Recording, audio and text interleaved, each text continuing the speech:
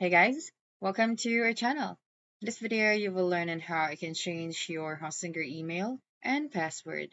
So the first thing that you're going to do here is you have to open any of your web browser and then visit the Hostinger website and you have to log in to your account.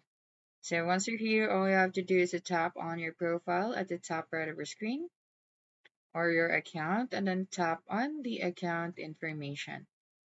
That's right. And then right here under the account information, you just have to scroll down.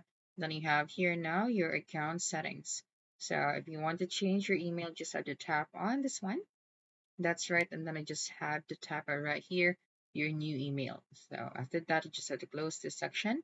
And then if you would like to add a password or change your password, then you just have to tap on this option right here and then type out your new password. And then I just have to confirm your new password. So just make sure to unlink your social logins so that you can add your password.